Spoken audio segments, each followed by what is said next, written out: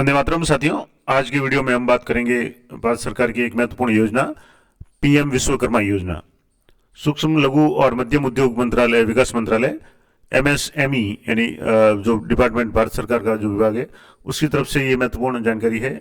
और इस संबंध में अभी कुछ दिन पहले अखबार वगैरह में भी काफ़ी न्यूज आ रही थी कि कई ई मित्र वाले या अन्य जो भी लोग हैं वो फॉर्म भर रहे हैं इस विश्वकर्मा पीएम योजना के अंतर्गत, और महिलाओं से पैसे लेकर के उनको कह रहे हैं कि आपको सिलाई मशीन दी जाएगी। तो इस संबंध में मैं कोशिश करूंगा कि आपको जो भी ऑफिशियल वेबसाइट से जो जारी किया गया वो बात बताऊं। और इस संबंध में कृपया अगर आप कहीं भी फॉर्म भर रहे हैं तो पहले उसकी पूरी जानकारी आप ले लें। आधे अधूरे जो भी जानकारी के कारण कई लोग हैं वो अपने पैसे दे दे के फॉर्म भरवा रहे हैं, जबकि वो फॉर्म भरने के बाद में उनको सिलाई मशीन मिलेगी नहीं मिलेगी उसके लिए सारे जो नियम हैं वो स्पष्ट है। तो एक बार मैं आपको कोशिश करूंगा कि इसके बारे में पूरी जानकारी दे दूं।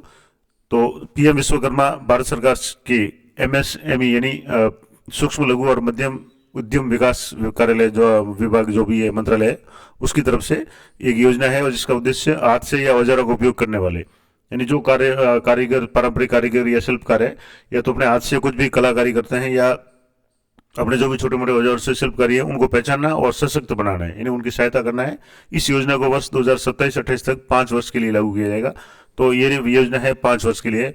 अब इसमें पात्रता की बात करें तो कौन कौन इसमें पात्र हैं, तो पीएम विश्वकर्मा के तहत 18 साल से अधिक आयु के कारीगर, यानी जो भी व्यक्ति युवा या जो कारीगर है वो 18 साल से इसकी आयु अधिक होनी चाहिए और कारीगर या शिल्पकार होना चाहिए जो स्वरोजगार के आधार पर असंगठित क्षेत्र में हाथों या औजारों से काम करते हैं।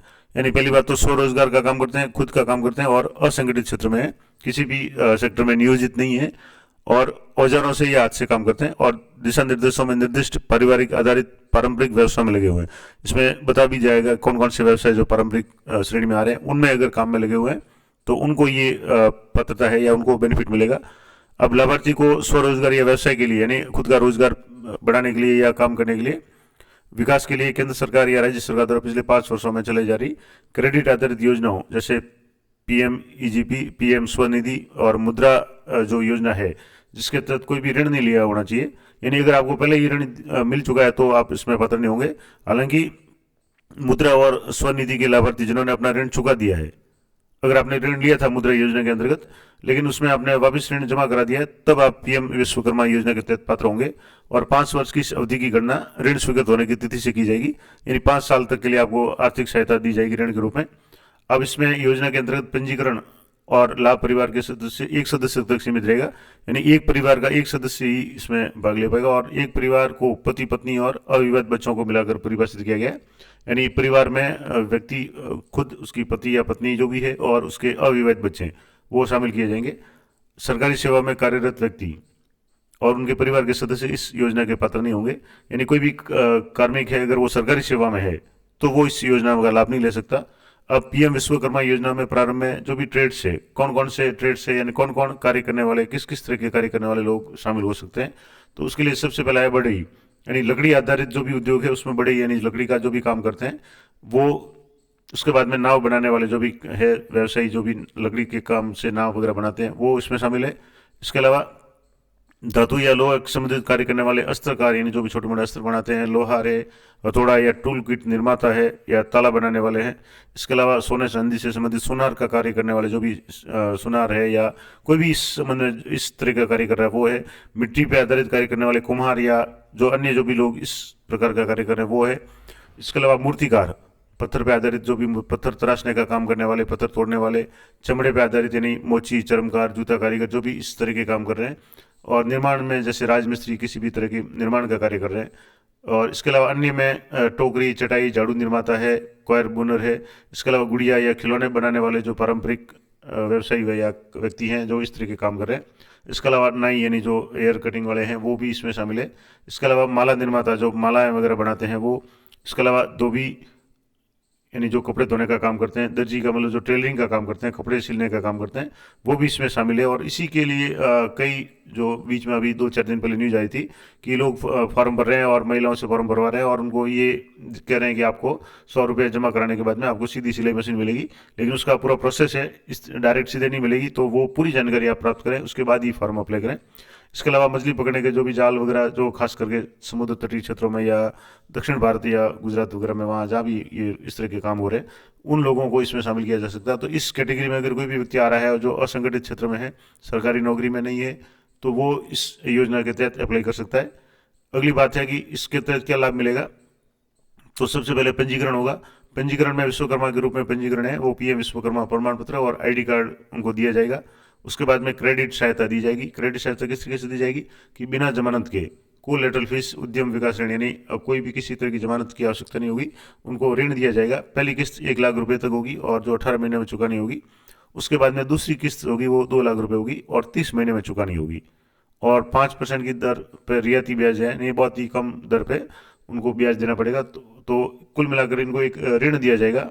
और ऋण प्राप्त करने के लिए किसी जमानत कोलेटरल फीस की आवश्यकता नहीं होगी। जैसे दूसरे कई बैंक वगैरह से आप ऋण लेते हैं तो उसमें जमानत वगैरह की आवश्यकता होती है, लेकिन इसमें नहीं होगी।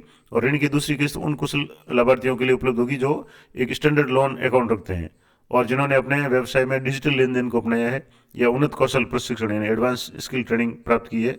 दूसरी किस्त का लाभ उठाने से पहले उन्हें ऋण की पहली किस्त चुकानी पड़ेगी। यानी जैसे पहली किस्त है आपको 1 लाख रुपए मिली, 18 महीने में आप चुकाएंगे, तब आपको दूसरी किस्त है 2 लाख की मिलेगी और वो 30 महीने में चुकानी पड़ेगी।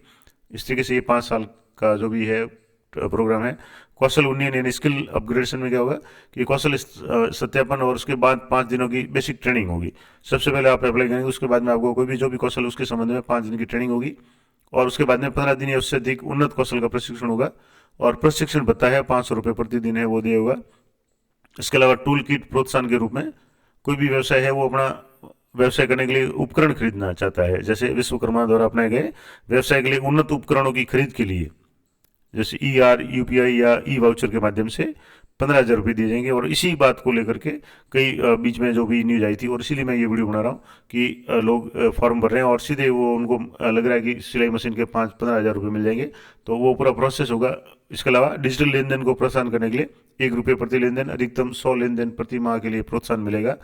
और विपणन सहायता यानी आपने अगर सामान बना दिया उसको मार्केटिंग करना चाहते हैं आप, तो उसके लिए राष्ट्रीय विपणन समिति नेशनल कमेटी फॉर मार्केटिंग गुणवत्ता प्रमाणन या ब्रांडिंग विज्ञापन प्रचार या अन्य विपणन गतिविधियों जिसमें के रूप में योजना के तहत पंजीकृत कारीगरों और शिल्पकारों के उत्पादों के लिए विपणन मार्केटिंग और ब्रांडिंग की सहायता प्रदान की जाएगी। यानी उनको अपना सामान बिक्री करने के लिए भी सहायता दी जाएगी। अब इस पूरी प्रक्रिया का आपको जो पंजीकरण करवाना है वो किस तरीके से करवाना है, तो इसकी जो पंजीयन की प्रक्रिया है, तो पंजीकरण है वो सामान्य सेवा केंद्र यानी CSC यानी जो आपके ई मित्र या अन्य जो भी सेवा केंद्र है या अटल सेवा केंद्र उसके माध्यम से किया जाएगा। आवश्यक दस्तावेज कौन कौन से चाहिए इसमें, तो आधार नंबर चाहिएगा, मोबाइल नंबर, बैंक डिटेल क्योंकि जो भी अकाउंट वगैरह होगा वो बैंक में पैसा अकाउंट में आएगा। राशन कार्ड है, अगर मान लो किसी लाभार्थी के पास राशन कार्ड नहीं है तो उसके परिवार के सभी सदस्यों के आधार कार्ड प्रस्तुत करने पड़ेंगे। इसके अलावा पीएम विश्वकर्मा के तहत पंजीकरण या नामांकन के लिए कोई शुल्क नहीं है, रजिस्ट्रेशन का कोई शुल्क नहीं है, ये विशेष बात है। इसके अलावा कारीगरों शिल्पकारों को एक पीएम विश्वकर्मा प्रमाण पत्र, आपको रजिस्ट्रेशन के बाद में एक सर्टिफिकेट दिया जाएगा, एक आईडी कार्ड प्राप्त होगा और प्रमाण पत्र से आवेदक की पहचान विश्वकर्मा के रूप में हो जाएगी, जिससे वे योजना के तहत लाभ प्राप्त करने के पात्र होंगे। और कारीगरों से अनुरोध है कि अपने निकटतम सामान्य सेवा केंद्र यानी जो CSC है या अटल सेवा केंद्र है उससे संपर्क करें और अपना रजिस्ट्रेशन करवाएं और लाभ उठाएं। और इस संबंध में अगर आप ज़्यादा जानकारी चाहते हैं तो MSME विकास जो मंत्रालय भारत सरकार का है उससे संपर्क करें या इसकी जो ईमेल आईडी दी हुई है वहाँ से भी कर सकते हैं। इसकी वेबसाइट है सबसे इम्पोर्टेंट बात। इसके अलावा जयपुर की बात करें, राजस्थान की बात करें तो 22 गोदाम औद्योगिक क्षेत्र है, वहाँ आपके इसका कार्यालय है, वहाँ से आप संपर्क कर सकते हैं। और इसकी वेबसाइट है वो है www.dsmsme.gov.in या इसके फ़ोन नंबर दिए हुए हैं 0141, ये जयपुर के नंबर है, 22105553, इस नंबर पे आप कॉल करके इसके बारे में जानकारी प्राप्त कर सकते हैं। तो ये जो भी जानकारी है ये आपकी सुविधा के लिए इसमें लिखा हुआ है, डिस्क्लेयर दिया हुआ है, this document is for information only, यानी सूचना के लिए है, फॉर एनी रेफरेंस और लीगल पर्पज, कानूनी सहायता वगैरह के लिए आपको जो भी ओरिजिनल स्कीम का जो नोटिफिकेशन है उस पर आप ध्यान दें। तो ये जानकारी थी। अगर आप इस संबंध में और भी अगर जानकारी चाहते हैं तो मैं कोशिश करूंगा अगले वीडियो बताने की। तो ये पूरी जानकारी थी पीएम विश्वकर्मा योजना के बारे में, कौन कौन पात्र है, किस तरीके से आवेदन करना पड़ेगा, किन किन व्यवसाय को काम करने वाले लोग इसके लिए अप्लाई कर सकते हैं, क्या क्या बेनिफिट मिलेगा, कितने समय तक ऋण मिलेगा, पूरी जानकारी मैंने आपको देने का प्रयास किया है। इसी तरह की जानकारी के लिए चैनल पर बने रहें। तो मिलते हैं नेक्स्ट वीडियो में, तब तक जय हिंद, जय भारत।